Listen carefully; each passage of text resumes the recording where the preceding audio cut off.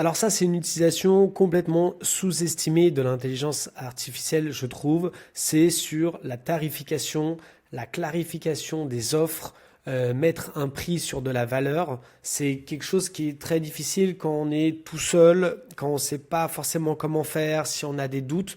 Et là, en fait, on peut décrire des situations très précises à l'intelligence artificielle. Donc, on va lui décrire une situation imaginaire et après on pourra extrapoler avec un autre exemple. Je suis un commerçant, je suis fromager, je suis bien placé, mais j'ai toujours l'impression de vendre trop cher ou pas assez cher. Je ne sais pas comment faire, aide-moi dessus. Donc vous voyez, vous pouvez dire quelque chose de très flou, il va déjà vous aider. Là, j'ai essayé de donner une situation un petit peu plus détaillée. Et non seulement il nous rassure, le mec est sympa, mais il va surtout nous coacher et ensuite on va pouvoir rentrer dans du détail. Donc tu dois connaître le prix de revient, pas juste le prix d'achat. Vous voyez, donc déjà on peut un petit peu discuter de ça en parlant du détail, prix du fromage, perte, loyer, temps de travail, TVA, etc. Regarde ce que tu apportes, tu es bien placé, pose-toi ces questions, etc. Donc là, on va jouer le jeu, on va donner un peu de détails imaginaires et rapides pour que on puisse voir la plus-value que va apporter l'intelligence artificielle. Parle moins du prix, parle plus de la valeur, règle mentale importante, donne quelques conseils. Donc j'active la fonctionnalité audio, je regarde ce qu'il me dit. Tu dois connaître le vrai prix de revient. Alors, déjà, j'aimerais que tu m'aides dans le point 1 sur cette histoire de prix de revient parce que je pense que je fais un peu trop au feeling. Dis-moi comment on fait. Ensuite, pose ces questions. Tu me dis dans le 2 ce que je suis bien placé. Oui, je suis bien placé, je ne suis pas exactement au centre-ville. Oui, je conseille. Oui, c'est des fromages bien affinés et propres. Et oui, je crée la confiance. Avant de faire les tests, là, le 4, aide-moi sur la partie 5 de moins parler du prix et plus de la valeur. Donc vous voyez, je donne et j'ai fait un copier-coller d'une situation imaginaire de fromager là. Donc j'ai rajouté, en plus de l'audio, voilà plus de contexte, quartier CSP+, fromage AOP producteur identifié, conseil personnalisé en boutique, faible volume, forte qualité. Donc vous voyez, ça c'est une situation qui peut très bien vous arriver, même si vous n'êtes pas fromager. Donc c'est intéressant de vraiment discuter comme ça sur la tarification. Le vrai prix de revient, 4 couches de coûts, etc., etc. Donc là, je vous passe là-dessus, mais regardez, ce qui est intéressant, c'est qu'on rentre très rapidement dans des chiffres. En pratique, fromage à pâte dure, 5 à 8%, pâte molle.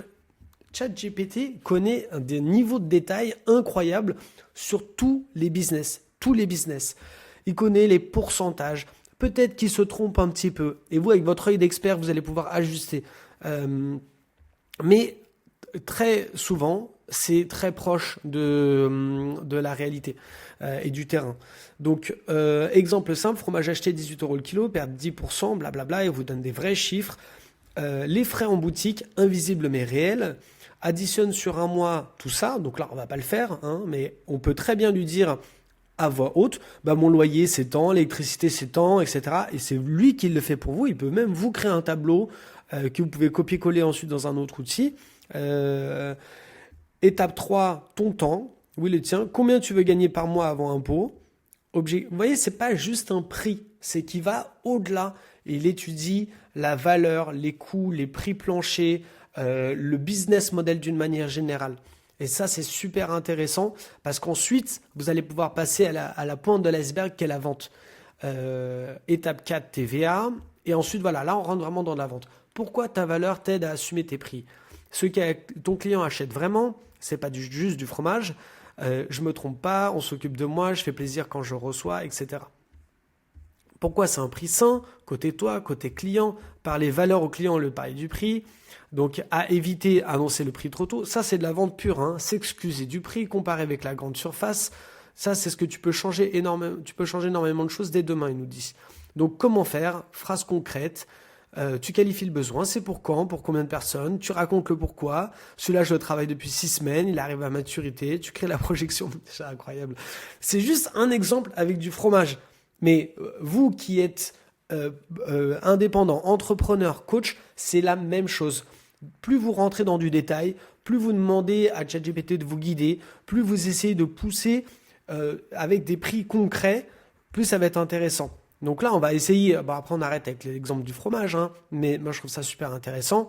Euh, donne-moi un exemple pour mon comté que je vends à 25 euros le kilo. Est-ce que c'est pas assez, sachant que c'est du AOP, qu'il a été raffiné pendant 6 mois? Voilà. Donc clairement, on voit tout de suite que j'y connais rien en fromage, mais c'est pas grave. Très bon exemple. 25 euros le kilo pour un comté AOP affiné 6 mois en quartier CSP avec conseil, c'est trop bas. Voilà, je te montre pourquoi, etc. Ton compte est à 25 euros, prix d'achat fournisseur, perte réelle, frais de boutique. Vous voyez, c'est ça qui est intéressant. C'est qu'on rentre tout de suite dans des chiffres, dans du détail. Et, euh, et là, il dit, attention, vient au vrai piège, le client, il n'achète pas ça. Et ça, on peut le faire pour tout et n'importe quoi. Ok, maintenant, on va passer à un autre exemple.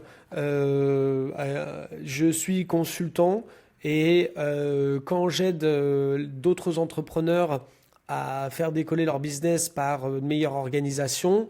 J'ai trop peur de facturer parce que je pense qu'ils n'ont pas de budget. En général, c'est des entrepreneurs sur des équipes où ils sont maximum 5, c'est des business familiaux. Je pourrais facturer beaucoup plus que ça, j'ai vu des prix sur le marché. Donc donne-moi des exemples de prix sur le marché pour ce genre de truc.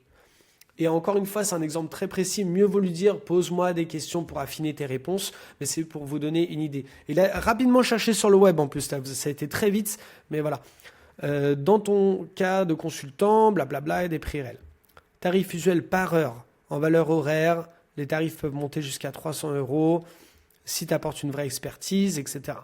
Tarif journalier. Donc là, il donne directement des tarifs. Moi, ce que je conseille toujours de faire, c'est d'aller le plus loin possible, donner beaucoup d'exemples qui vous aide, votre passé, votre valeur ajoutée, lui demander de vous poser des questions, de vous tirer les verres du nez, parce qu'en général, on a peur de donner trop de détails, on pense que nous, on n'a pas de valeur, qu'on ne se différencie pas vraiment, qu'on n'est pas innovant, etc. Et là, vous voyez, il va donner des tarifs aux projets courte mission, des projets plus complets, ce que ça dit sur ton cas, etc., etc. Il y a des tableaux, des détails. Et tout est très très très très très proche des vrais tarifs du marché. Et vous pouvez même dire mon client est allemand, combien les tarifs sont en Allemagne. Enfin, vous pouvez aller très très loin. Donc explorez avec ça. Dites-moi si vous avez trouvé des choses intéressantes, mais moi je trouve que c'est une des utilisations les plus pertinentes sur le prix et le positionnement.